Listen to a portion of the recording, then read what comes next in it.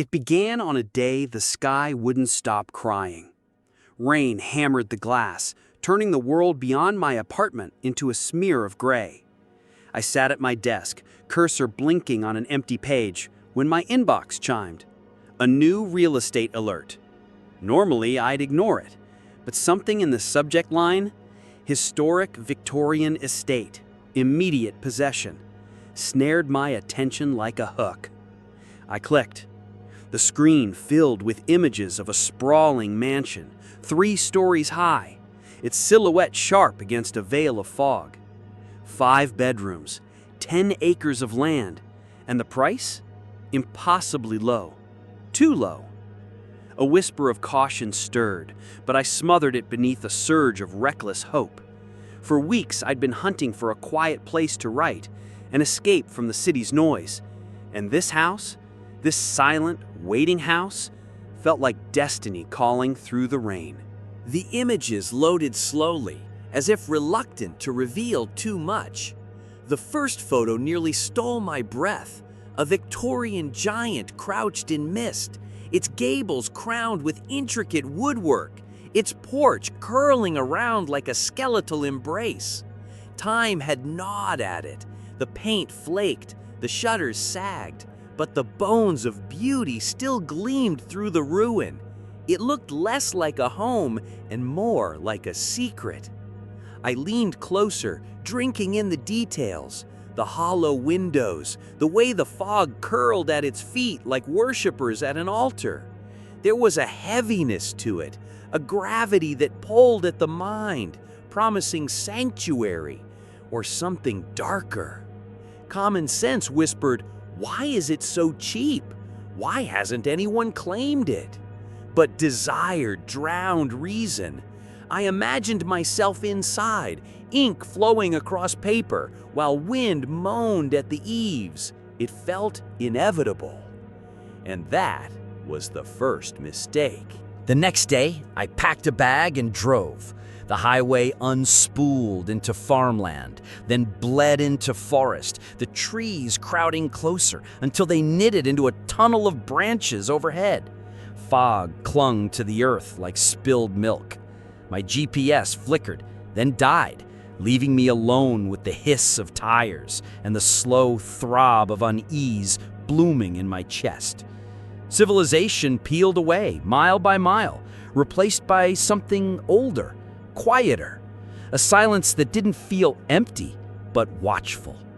I cracked the window, breathing air that tasted green and damp, heavy with the scent of moss and something metallic, like old blood.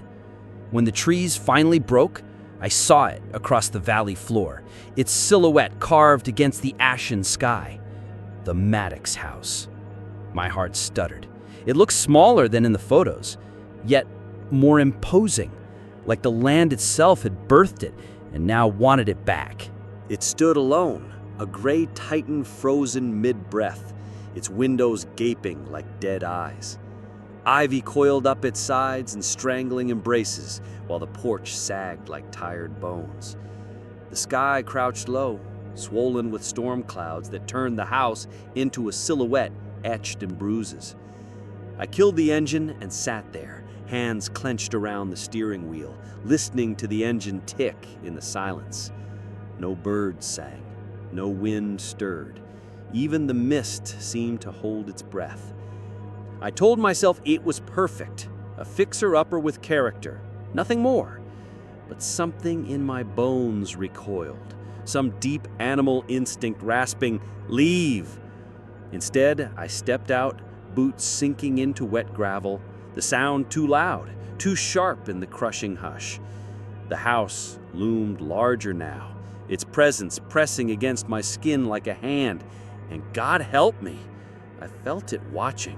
She was waiting for me, a thin woman in her 50s, hair pulled into a severe knot, face carved in lines that spoke of sleepless nights. Margaret Keller. The voice from the phone.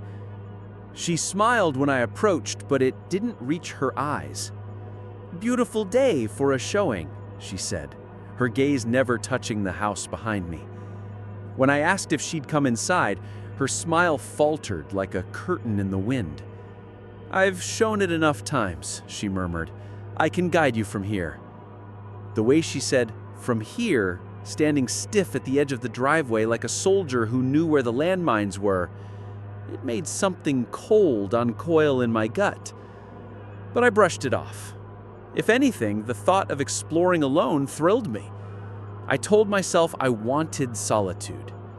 I didn't know then how much the house wanted it too. The door groaned like something in pain as I pushed it open, and the smell hit me. A cocktail of dust, damp wood, and something faintly sweet, like fruit left to rot.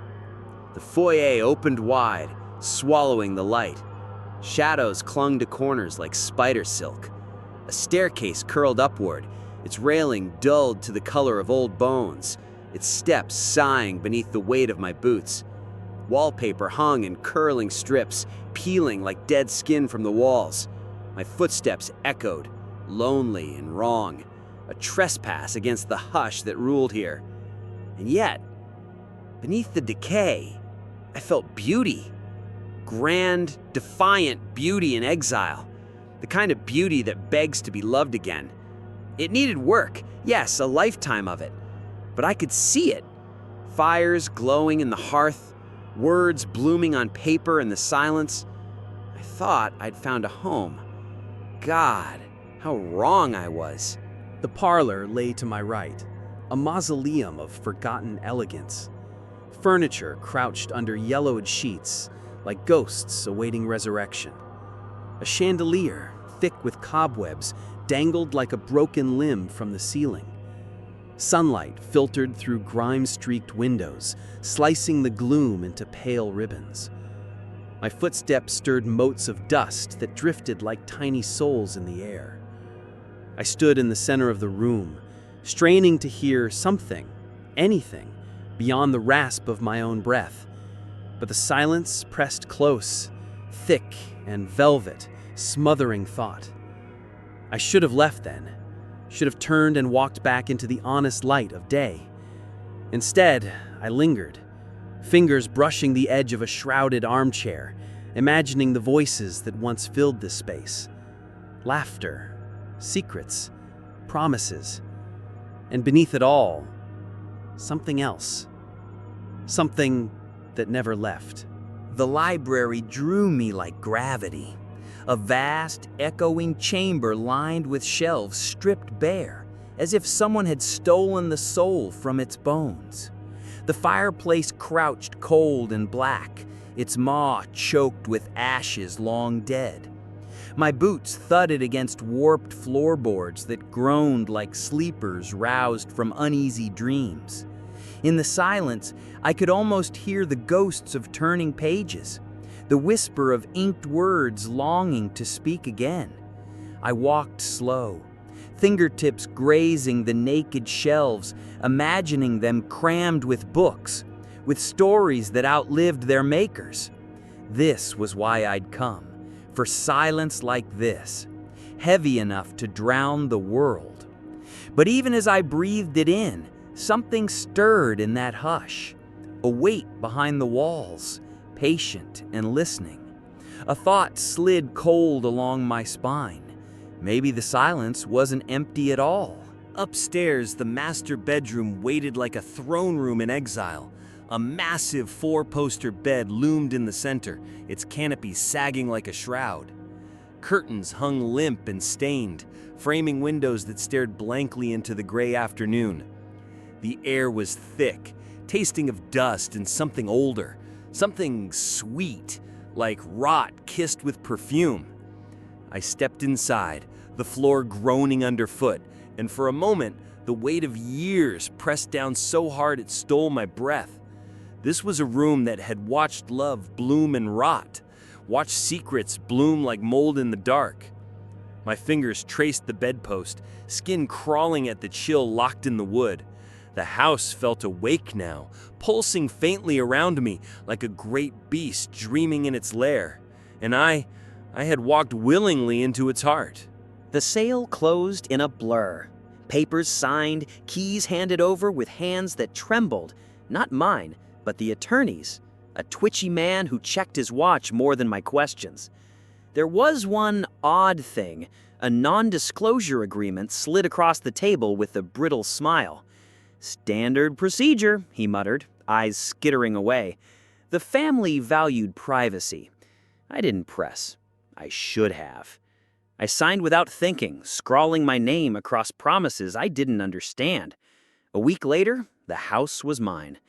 And I told myself the unease in my gut was nothing but nerves, nothing but the weight of old wood and older stories. I told myself a lot of things that week. All of them lies. The first night felt like stepping into the hollow chest of something long dead. Darkness pooled in every corner, thick as tar. The wind hissed through cracked window frames, carrying the scent of rain-soaked earth and rotting leaves. I tried to drown the silence with pages of a book, but the words swam before my eyes, meaningless. The house groaned now and then, a creak in the floorboards, a sigh in the pipes. Sounds I told myself were harmless, the breath of old bones settling. Still, unease stalked the edges of my thoughts. I lay in bed, staring at the fissures crawling like veins across the ceiling, when I heard it, a sound too deliberate to be the house. Footsteps, slow, measured, pressing across the boards above me. The attic. My blood turned to ice. Someone or something was up there. I told myself it was nothing, just old timber contracting in the night. But denial shattered when the footsteps came again. 3 steps, then silence, like someone pausing to listen. I grabbed my phone, thumb fumbling at the flashlight. Its beam quivered across faded wallpaper as I climbed the back staircase, the one meant for servants. The steps were steep, mean things carved for people who weren't supposed to be seen or heard. My breath thundered in my ears, drowning the groans of the house.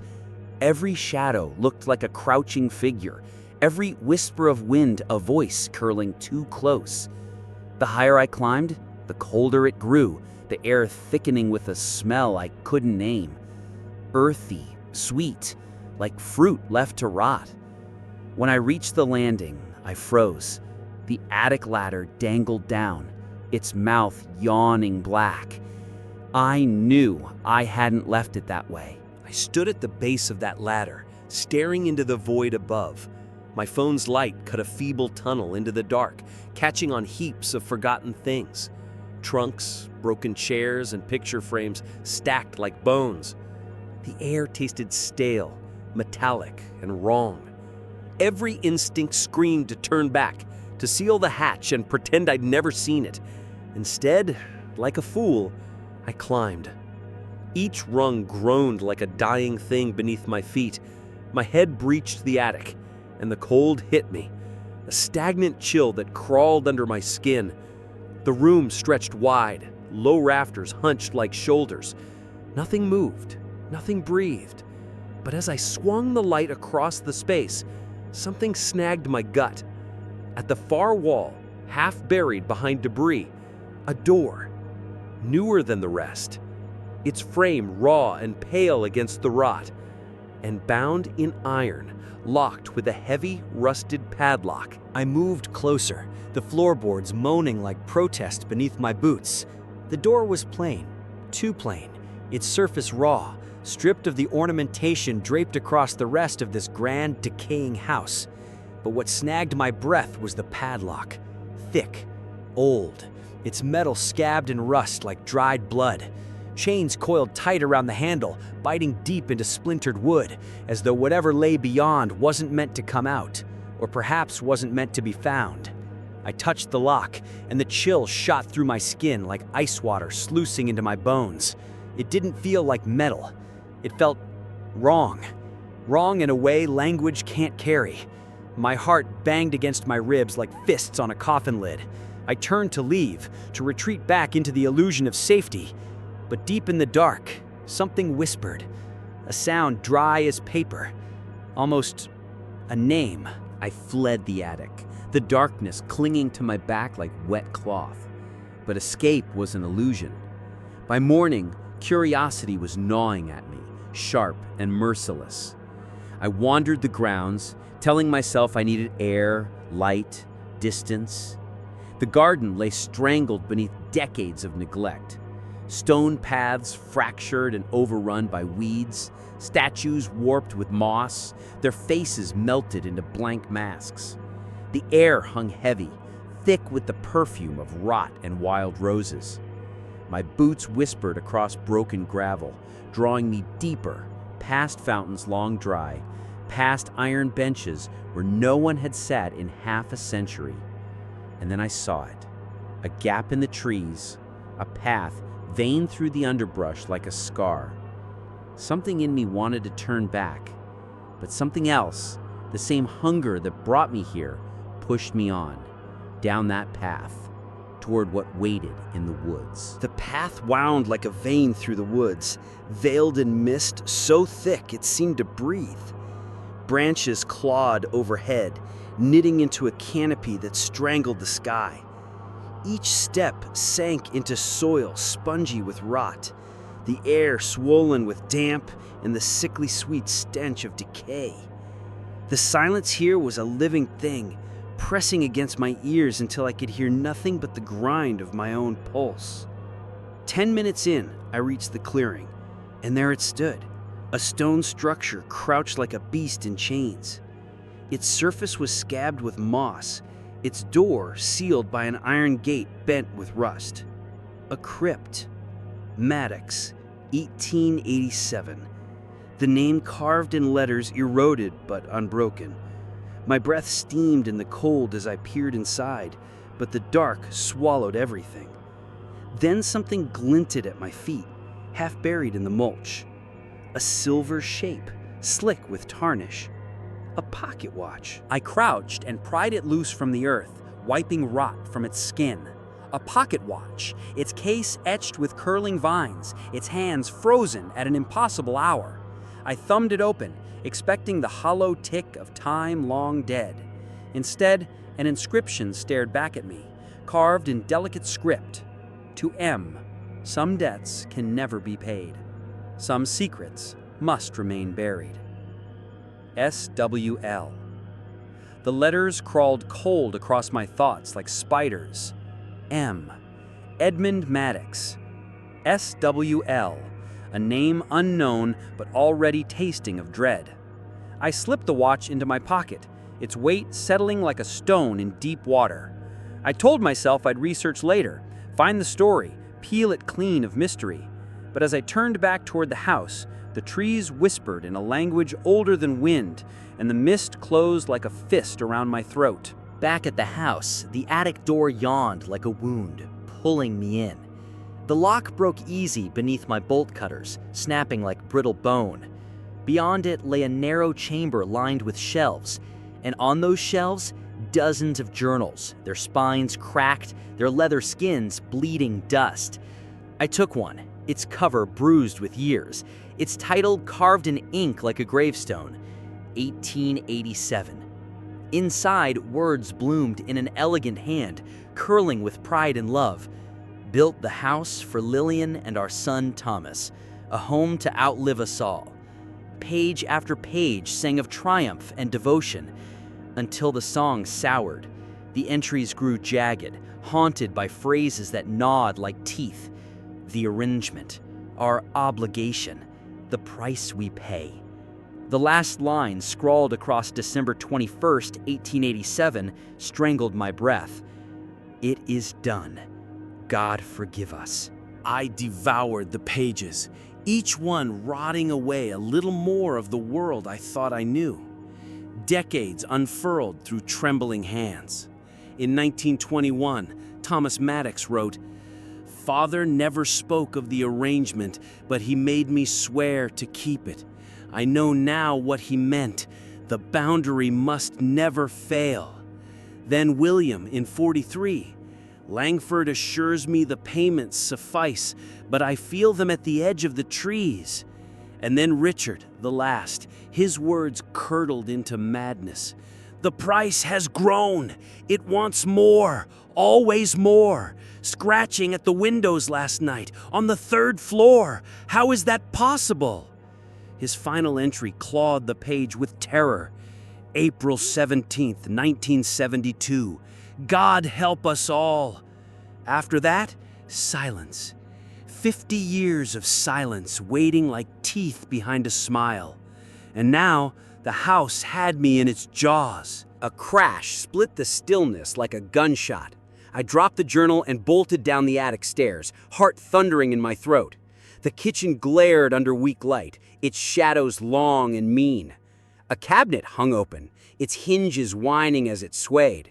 A broken plate lay sprawled across the tiles like a dead bird. I would have blamed bad hinges, old wood, anything. But then I saw it. My stomach turned to stone. A footprint, small, mud-crusted along its edges. The print of a child. It glistened on the tile, sharp as a scream. There were no children here, no visitors, only me. And the silence swelled, thick with breath I couldn't hear but felt, hot and heavy against the back of my neck. I backed away slow, my pulse roaring in my ears. Somewhere above me, the attic ladder creaked, as if something had come down. I didn't sleep. I didn't even try. By midnight, the house had settled into a silence so dense it felt alive. I paced the upstairs hall, nerves frayed to thread, when it came. A sound that didn't belong. Laughter. High and bright, the music of children spilling through the dark. I froze, the air locking in my throat, every hair prickling like frost. The sound drifted from outside, light as wind chimes, carrying across the garden wild with weeds. I snatched my flashlight and tore down the stairs out into the night. The air cut sharp and cold, mist coiling like breath over the earth. I swept the beam across broken fountains and clawed hedges, past statues hunched under moss like penitents. Hello? My voice cracked against the hush. No answer. No laughter. Only the whisper of mist curling deeper into the trees, and a shape gliding just beyond the light. It was small, child-sized, bare feet pale against the dark, a dress clinging like wet gauze. For a blink, my mind reached for reason, some lost girl wandering the woods. Then it turned, and the thought died screaming. Its face was a smudge, features warped like melting wax. Its limbs too long, too loose, bending where bones shouldn't bend. Yet its head cocked in something that mimicked innocence, a pantomime of what it once wore. Then it smiled. God help me, it smiled. A slow tear of darkness peeling across its face. The flashlight quivered in my fist as my body chose for me. I ran, crashing through weeds, stumbling up rotting steps, slamming the door until the walls shook. My lungs clawed for air, my pulse a wild drumbeat as I locked every bolt. And from the edge of the garden came laughter, soft, sweet, like a lullaby before the knife. When dawn bled across the windows, I was still crouched in the library's hollow glow, fire guttering to embers. Sleep dragged at my skull, heavy and cold, but fear held it at bay. When I finally staggered toward the kitchen, the light struck something wrong, so wrong it stopped me dead. Prints, small, bare, 7 of them, dark and wet, smeared in arcs across the tile. Not scattered, arranged, a perfect circle in the center of the floor, as if something had danced there while I cowered in the dark. My knees buckled, a low sound tearing from my throat. I told myself they weren't real, told myself the house was old, leaking memory like water through cracked stone. But the smell of earth hung thick in the air. The mud clung fresh and raw. And outside, in the whitening dawn, the garden waited, still, patient, smiling with teeth I couldn't see. I barricaded myself in the library as if ink and paper could hold the dark at bay. The journals sprawled before me, their voices braided across time like roots choking stone. Patterns emerged, Always the same phrases, blooming like mold through generations. The arrangement, our obligation, the price we pay. William's warnings, Richard's despair. The date that clanged through them all like a funeral bell. December 21st, the winter solstice. Something happened that night in 1887, something that turned this house into a cage and me into its next prisoner. I searched for answers, clawing through brittle pages, my fingers shaking so hard they tore the past to ribbons. And then, I found it. A single scrap, ripped from a journal, scrawled in a hand jagged with terror. The boundary weakens, reinforced before the solstice, or all is lost. I checked the date on my phone. September 17th. 3 months left. Maybe. Twilight slid like bruised silk across the sky as I stood at the window, staring into the garden gone gray. The trees huddled at the edge of the world, their shadows knitting together like a wound. And there, between their ribs, a figure, small, still, its face veiled in dusk. Watching, always watching. I wanted to believe it was my mind, cracked open by sleepless nights and too many ghosts bleeding from the page. But the longer I stared, the surer I became. It wasn't mist, it wasn't shadow. It was waiting. For me, for the solstice, for the hour the boundary falls and the old debt comes due. My breath fogged the glass, a fragile shield between two worlds, and then it smiled, slow, wide, a rip of pale against the dark. And I knew the truth in my marrow. The house was never empty. It was hungry. The journals became my gospel and my curse. Stacked like tombstones on wooden shelves, their spines bore the weight of decades, each one fat with secrets. I lit a candle. The power had started flickering out, and cracked the first book open. The paper breathed rot and ink, the words whispering like teeth grinding in the dark. At first, the voice was calm, sure, gilded with pride. Edmund Maddox, 1887, writing of a house built for love, for eternity.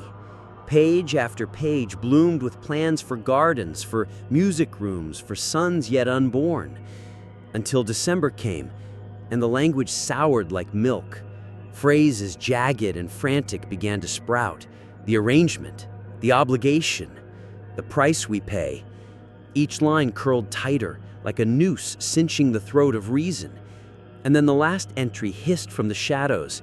December 21st. It is done. God forgive us. And I felt the house tremble. I churned page after page until the script blurred into scratches, words slashing at the paper like claws. Edmund spoke of deals wrapped in shadows, names choked in secrecy. Langford, always Langford, stitched through the pages like a thread pulling tight. He wrote of offerings and oaths, of blood as ink, binding some contract beyond mortal law. Then came a sentence that froze my veins. The boundary holds, but for how long? A question clawing up from a century-deep grave. My candle guttered low, bleeding wax like fat tears, and shadows swarmed the corners, thicker than before. It felt like listening to something breathe behind the walls, slow, patient, old. And I thought of the footprints in my kitchen, of laughter floating through the garden like smoke. The journals weren't history, they were a warning, one I was already too deep to obey. The stories threaded through generations, each voice crumbling into the next like rot devouring bone. Thomas Maddox in 1921. Father never spoke of the arrangement, but I feel its teeth. I must keep them fed. William in 1943. The Langfords say the price has risen. Blood alone no longer buys peace. And then Richard, the last heir, his ink staggering across the page like a drunkard. They want more, always more. Last night I heard them singing under the floorboards. His final scrawl clawed the margin, stark and screaming. The boundary is failing. December will be our grave. After that, silence. 50 years of rot waiting in the marrow of these walls. My hand shook so hard I tore the paper like skin. And then, from deep in the house, something answered the rip. A sound like laughter, cracked and dry, spilling down through the bones of the attic. I fled the attic like a man chased by ghosts, journals clutched like relics against my ribs. The house swallowed my footsteps, smothering sound beneath its velvet dark. I stumbled into the parlor, collapsed against the window, and the world outside stared back like a corpse. The garden sprawled in silver rot, and the woods huddled at its throat like wolves in prayer. And then I saw it. Far beyond the first row of trees, where the mist knelt low, something moved.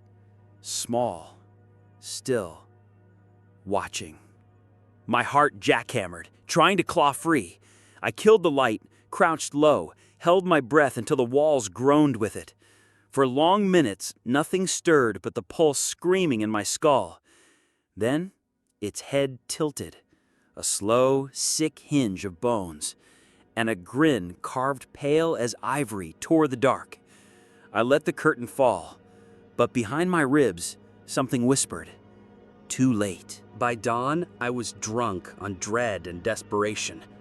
The journals dripped one name like venom, the crypt. A word coiled through the pages like a serpent, hissing secrets too slick to hold. So I went. The garden clutched at my boots, weeds clawing like fingers from the dirt as I forced through the gap in the trees. The air was colder here, heavy with a silence that tasted of graves. And then it rose from the earth, stone ribs jutting like a carcass gnawed by centuries. The Maddox Crypt. Its name gnawed down to ghosts by rain, its iron gate rusted to blood. I gripped the bars and peered inside, breath fogging the void. And there, slumped against the back wall like a tongue of shadow, something waited, watching. I turned before my mind could catch the shape, and in the leaves by my feet, metal winked like an eye in the dirt. The crypt door screamed like a throat torn raw when I wrenched it open, rust snowing in orange flakes down my sleeve. Inside, the dark tasted thick and metallic, clinging to my tongue like old pennies. My light licked across the stone, finding names carved deep. Michael Riley, Sarah Riley, 7 in all, each one sealed into silence. The children, the ones the journals mourned like saints and feared like devils. In the center squatted a sarcophagus, its lid gouged with a symbol I knew too well. The circle and line, carved into the wood of my doorframe, now torn away by something with claws. I laid my hand on that stone, and the cold crawled into my marrow like maggots. Beneath it, something stirred. Not flesh, not bone, something older, slicker, that pulsed like the heart of a world best left buried. And my name rang faint against the lid like breath. I dragged the past into the light like a carcass split on stone. Journals strewn across the library table, the ink bleeding secrets no mouth would dare speak. Pages screamed of bargains bartered in whispers, oaths inked in blood, not words, and always Langford. The name stitched through time like a curse. It was he who had drawn the circle, laid the bones, carved the sigils into the marrow of the earth. Not to banish, no, their hunger was too vast, to contain. A boundary, brittle and starving, stretched like a scab across this land. And the price? Paid in drops, then cups, then rivers. A tithe of blood to quiet what squirmed behind the veil. The Maddoxes called it duty. Langford called it law. I called it damnation crawling from the soil. And the next solstice, December 21st, was the night the contract came due.